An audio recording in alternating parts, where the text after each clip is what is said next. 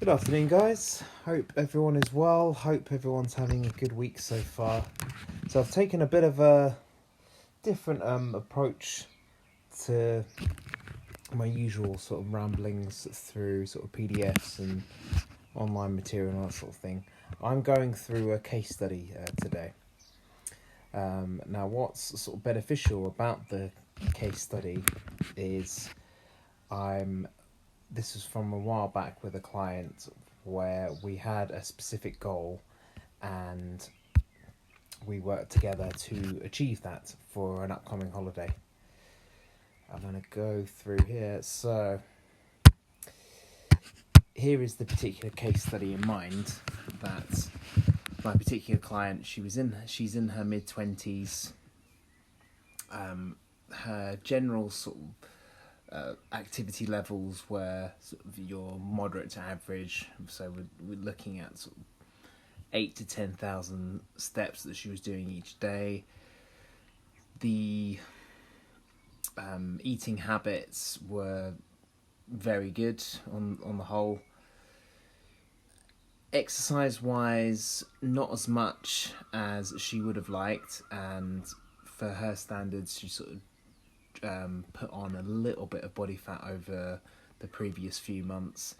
So the goal here was in sort of 60 days of tidying up the sort of nutrition and training to drop as much sort of body fat and weight, whilst importantly keeping sort of a social life and not being so aggressive that sort of health is impaired or sleep quality is reduced or higher stress and all those sorts of things. And looking at her sort of previous to this challenge, her calories were looking sort of around 1900 to 2100. This is going to sort of differ sort of day to day, but that's more or less where her sort of maintenance amount of calories had been before we started. Nutrition wise, she was having high carb, high fat and low protein. I would say for most people that's quite a typical sort of setup. I'll explain why we adjusted that for the next bit. So this was the goal in mind. So straight away, what I wanted to do was get my client into a deficit. So if we look at that's creating a negative energy balance where we're essentially burning more than we're consuming.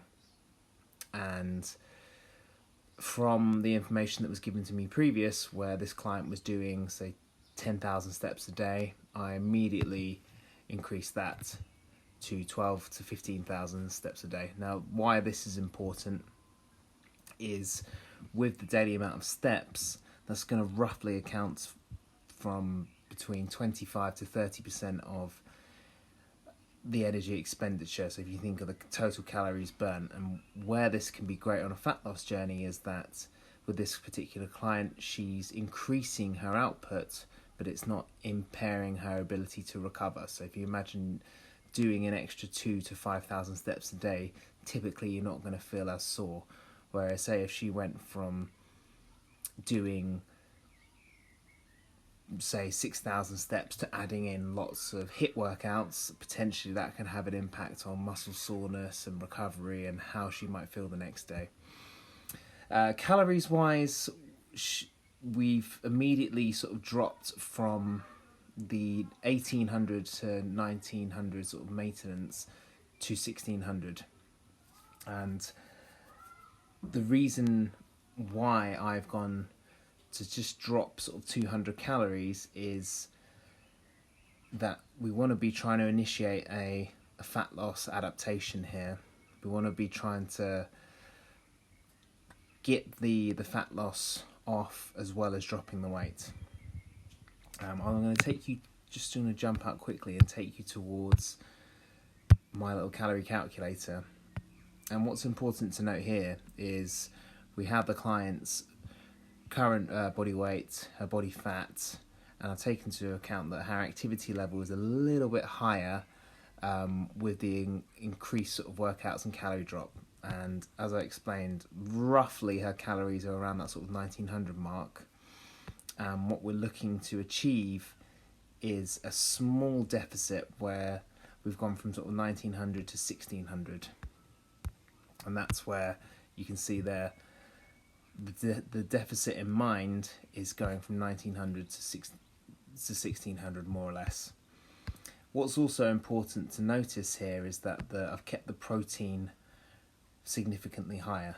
The main reason for this is that we want to have a high protein diet to basically keep ourselves full, as well as help with sort of recovery from the extra training, help with cell recovery, and also just from a fat loss perspective, if we're feeling fuller, we're less likely to experience sort of intense cravings, and it's a better way to manage the dieting approach, which is typically going to be an element of restriction.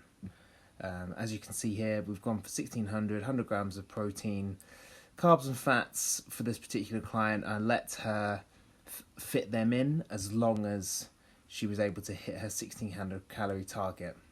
And that's where it's more of a flexible dieting approach. So if she got to the end of the day and she had some calories left over, I had absolutely no issue if that was going to be something like a low calorie ice cream like Halo Top, or something like a lollipop or of that nature. And the reason why that's also important is it gives the client a sense of sort of sanity, so they don't eat, it's not necessary to be having 100% clean diet, but for the most part, if we can have the nutrient dense foods which are going to make us feel fuller and give us more energy, and then we've got some calories left over, then that's where you can add in little bits of bobs of stuff that might be perceived as bad food. But for me, it's with this eliciting fat loss, we want to be trying to drop the calories and increase the activity. And with the exercise component, we've gone from sort of doing where she was doing 1 workout a week to 4 workouts, and that was 2 sort of progressive short runs building up to a 5k, a home workout, and then a weekly gym workout. These were the results. So from the start date, the body fat and the weight, as you can see, were those numbers.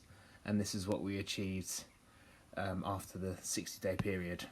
And as you can see, there's a significant amount of body fat drop around the hips, around the waist, all over to an extent. And that's what we managed to achieve. Now, what my client also did was she monitored her weight daily. Not so much as to become obsessed with what was going on, but so we could monitor fluctuations, just see how the calorie drop and how this adaptation was taking place.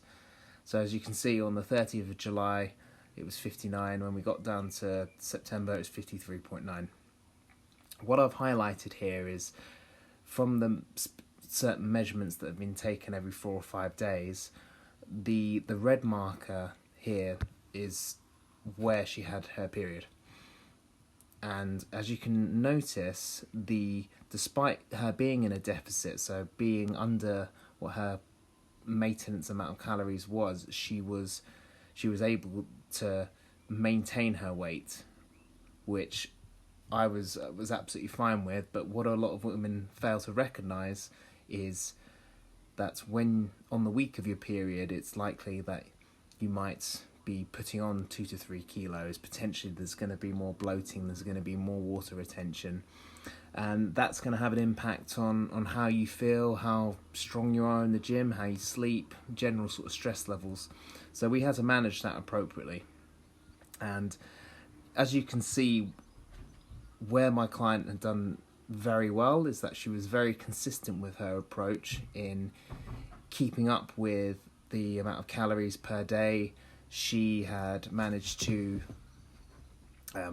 maintain a solid sort of training habits. Her sleep was very good. And the other 2 things I've highlighted here as well is the green. These were 2 to 3 sort of social occasions where my client knew that she was going to be going over on her calories. So in the lead up to these social events, she was able to drop her calories down a little bit. Then on these particular dates, she importantly enjoyed herself, didn't freak out, didn't respond negatively to what had happened because we planned this in, and as a result she went straight back into the deficit where the weight went up, and then it just went straight back down. And as you can see there, where we've had a slight fluctuation sort of going up to 56, it's gone straight back down, 55, 54, and that sort of coincided with being consistent with everything.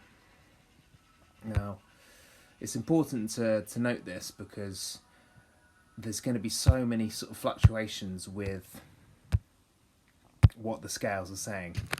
And as I've listed here, there's quite a few things in terms of if we're highly stressed, if we're having reactions to certain types of foods. I mean, typically people are going to have some form of reaction to gluten, potentially, or lactose, or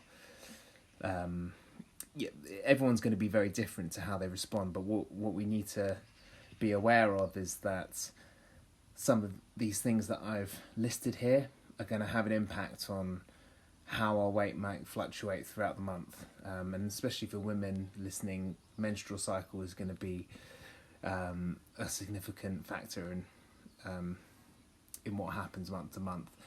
But what we can use the weight as a good tool is that if we're monitoring from a month to month basis and doing the weight at, say, the same time of the month, same time of morning, similar types of food, then we can see a correlation to where we want to go. And my particular client here, she was able to measure herself first thing in the morning, every morning for 60 days, and this is what we were able to produce. So I hope that gives sort of an insight into how this particular client was able to achieve this in 60 days, and hopefully it's useful for you to take going forward. Hope that makes sense, and I haven't rambled for too long. Hope you're okay. Cheers.